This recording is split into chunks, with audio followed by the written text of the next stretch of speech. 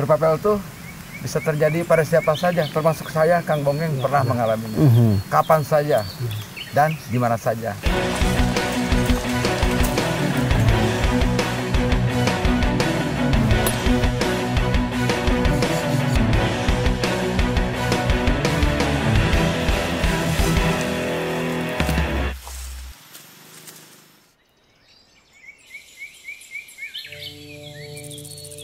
Berkegiatan di luar ruang bukan lagi kegiatan yang langka.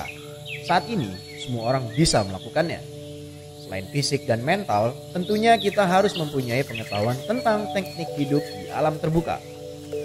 Nah, kali ini saya ditemani oleh Wak Bongkeng dan juga Kang Os yang akan berkegiatan di luar ruang untuk mengenal dan belajar lebih jauh tentang teknik hidup di alam terbuka. Oke. Mon, tahan dulu, Mon. Tidak sempat memperhatikan nggak tadi kita melewati hutan apa? Pinus. Kita lihat lagi, apakah pohonnya bermacam-macam? Enggak, sama. Sama, sejenis ya. Berarti itu ciri-ciri hutan yang ditanam oleh manusia. Bukan begitu kan? Jadi kalau pinus semua. Rata-rata biasanya berjarak tanam sama. Jarak tanam bisa 4 meter semua. Ini juga sama semua. Jadi kalau kita sudah melewati hutan tersebut, berarti kita sudah mendekati pemukiman. Jadi sebelum yakin ketemu kampung, jangan dulu bergembira. Oke. Yakini dulu, pastikan dulu, baru. Siap. Agar tidak lengah. Tidak lengah, tetap waspada. Jangan terlalu bergembira. Oke. Mengakak. Jadi, ketika sudah menemui hutan homogen, artinya sudah mendekati pemukiman.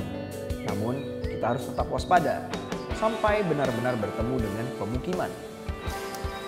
Wak, kita duduk dulu di situ, Wak. Oke, siap. Ya, istirahat ya.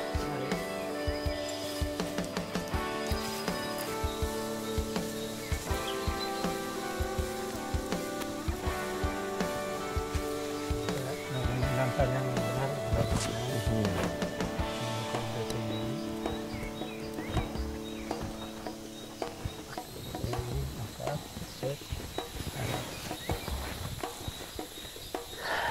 Kebetulan ada madu, kita duduk dulu. Oke, Wak. Aduh.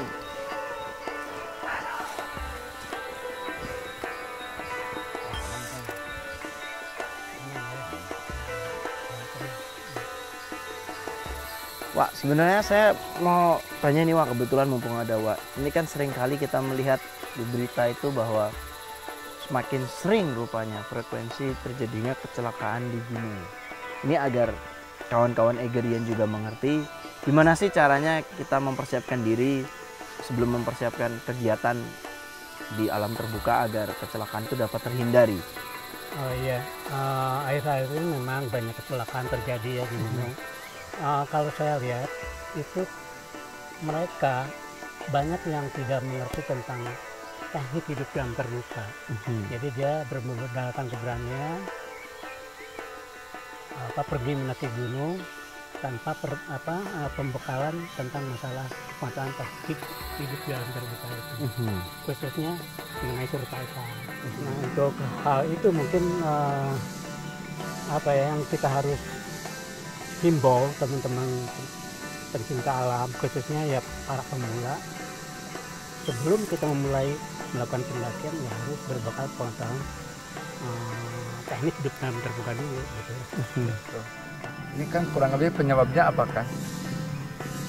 Nah, penyebabnya itu sebetulnya ada 2 faktor yang bahaya, yaitu kalau berkegiatan di alam terbuka itu yaitu subjek dan objek, atau istilahnya subjective danger dan objective danger. Itu akan datang dari kalau subjective danger itu akan datang dari diri kita sendiri karena sifatnya yang bersifat lalai ya. Kedua dari objek itu sendiri, jadi objek dari alam itu sendiri. Ya kalau subjek danger mungkin Di ini yang kan mungkin dia lalai menganalisa bahaya, terlalu menganggap remeh mungkin. Wah, disamakan dengan di kota kayak gitu, Mon. atau kurangnya katakan banyak ya. kurangnya persiapan termasuk subjective danger. Salah. Jadi di dalam pengetahuan tentang kegiatan di alam terbuka ini, ya itu sangat banyak kali. Di antaranya misalnya survival, juga manajemen ekspedisinya itu sendiri. Jadi mereka tidak tahu harus menyiapkan seperti apa kalau untuk mendaki gunung yang akan didaki itu.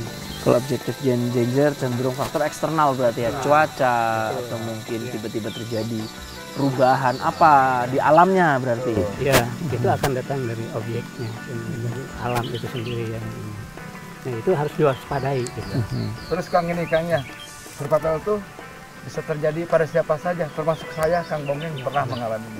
Kapan saja dan di mana saja. Jadi kita harus bersiap. Selalu waspada. Ya, pada hal-hal kecil juga bisa jadi penyebab. Ya betul. Jadi survival itu kan bisa terjadi di mana saja. Ya. Dalam kondisi darurat,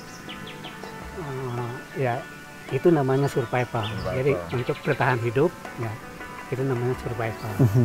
Jadi sebenarnya Wak sama Kang Os, jika kita sudah berada, ibaratnya harus berada pada kondisi survival, harus survive, maka baiknya itu apa yang harus kita lakukan?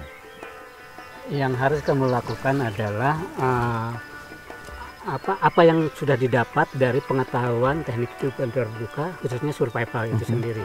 Jadi yang harus dilakukan awal pada saat kondisi darurat seperti itu, mengenai masa perlindungan, jadi membuat perlindungan ya, Shelter, terus air, api, membuat api ya, perapian, dan makanan. Jadi mengenali tumbuh-tumbuhan yang bisa dimakan di hutan itu apa aja sih. Gitu.